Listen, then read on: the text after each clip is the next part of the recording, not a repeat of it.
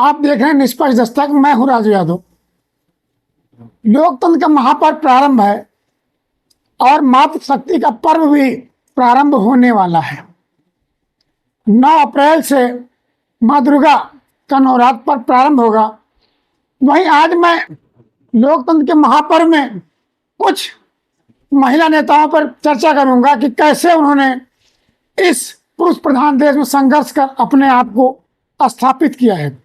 इसी क्रम में सर्वप्रथम मैं स्मृति ईरानी की इन्होंने कैसे अपना वर्चस्व स्थापित किया है।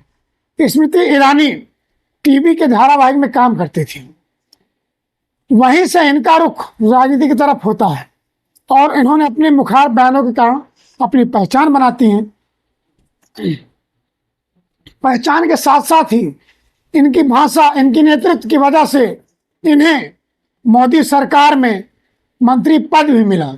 सबसे पहले इन्हें नारी शक्ति की पक्षधर रही स्मृति ईरानी नाटकों में भी कार्य किया। 2003 में भारतीय जनता पार्टी की सदस्यता इन्होंने ग्रहण की।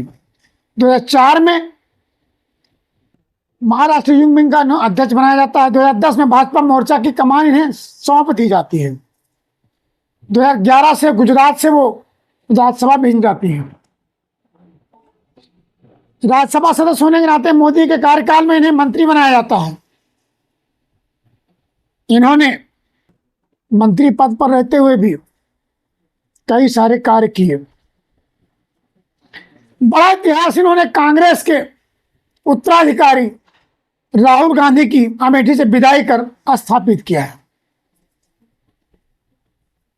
स्मृति ईरानी कहती हैं, देश को विकसित राष्ट्र बनाने का सपना प्रधानमंत्री ने जो देखा है उसे पूरा हम सब मिलकर करेंगे। उनकी इस बात से और मिलाया जाता है।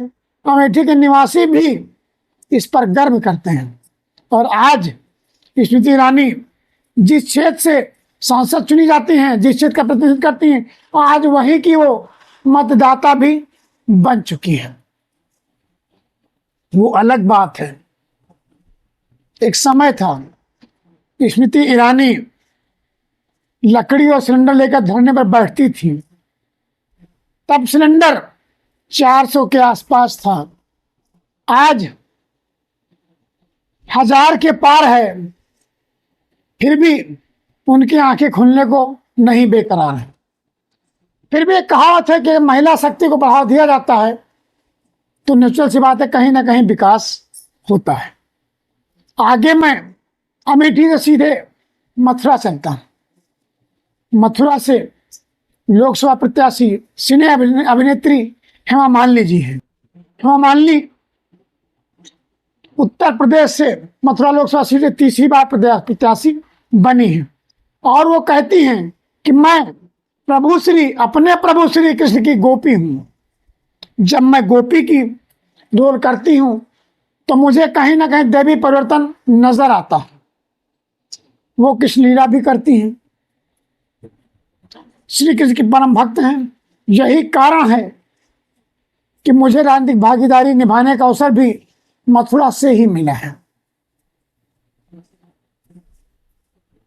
हम मालिनी जिस तरह ड्रीम गर्ल नहीं है, जिस क्षेत्र में रहती हैं उनका नाम अपने आप में एक मिसाल बन जाता है।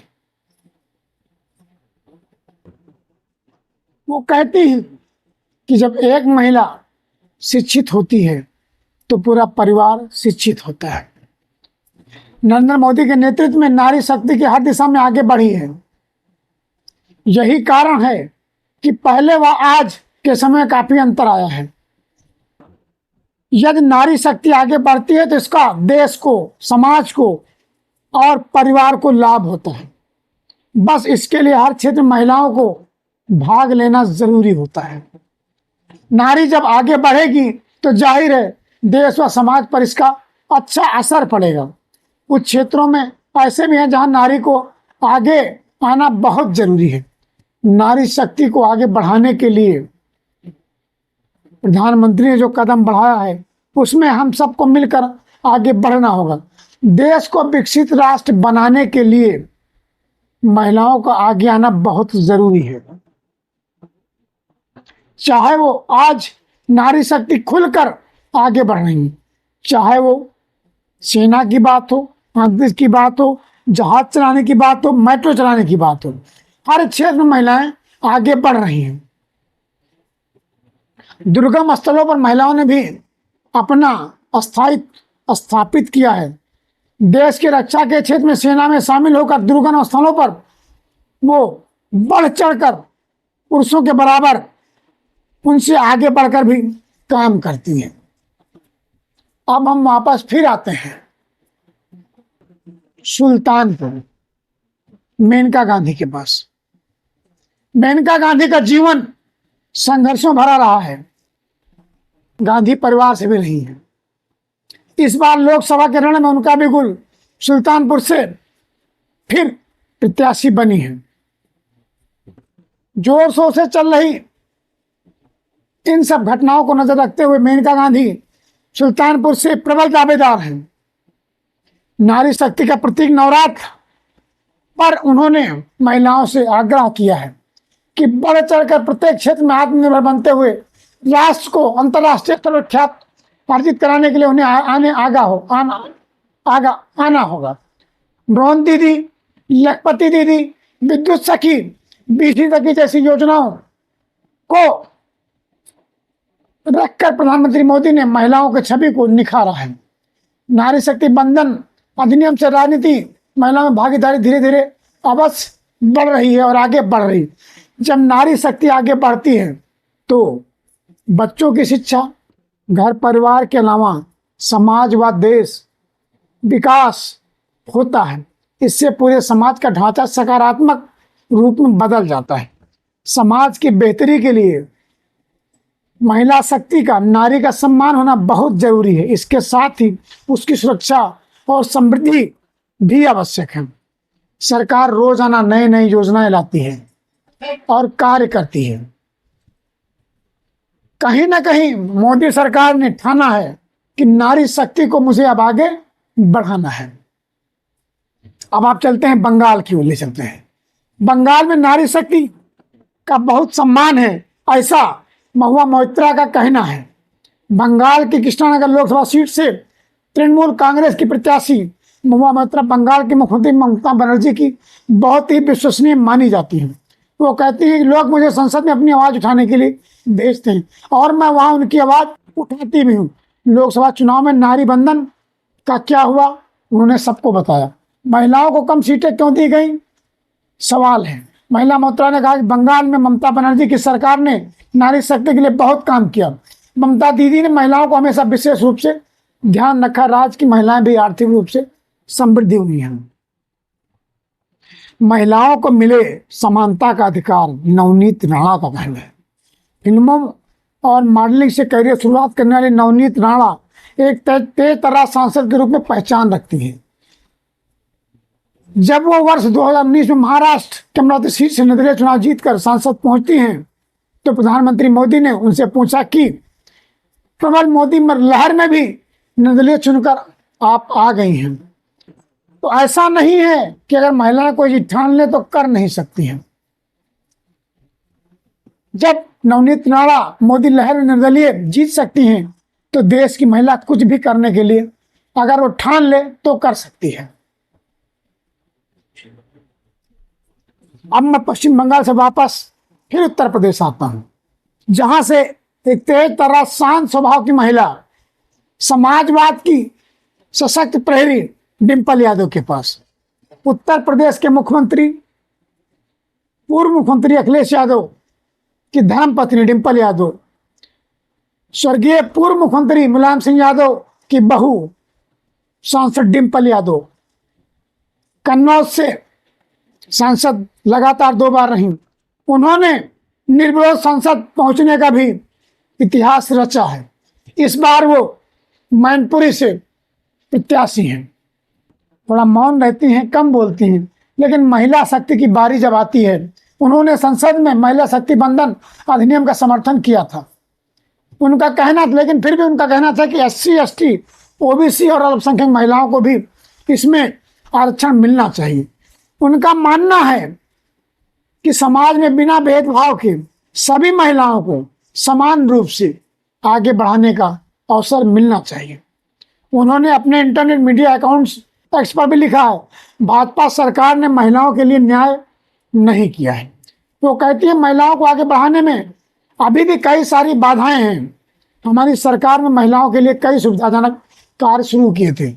हमने नारी शक्ति को आगे बढ़ाने के लिए हमेशा कार्य किया है और नारियां आज आगे बढ़ भी रही हैं। इन दिनों जहां देश में चुनावी महापर्व की तैयारी जोर शोर से आरंभ हो गई है, वहीं महिलाओं ने भी अपना अस्तित्व और अपनी भागीदारी बढ़कर निभाई है। चुनाव आयोग की वर्ष 2024 की रिपोर्ट के अनुसार 2.63 करोड़ नए मतदाताओं ने पंजीकरण कराया है। इनमें से 1.41 करोड़ महिला मतदाता हैं, जबकि पुरुष मतदाता हिस्सेदारी 1.22 करोड़ की है। यानी कि अब प्रत्येक क्षेत्र में महिलाएं आगे बढ़ने का प्रयास निरंतर कर रही हैं।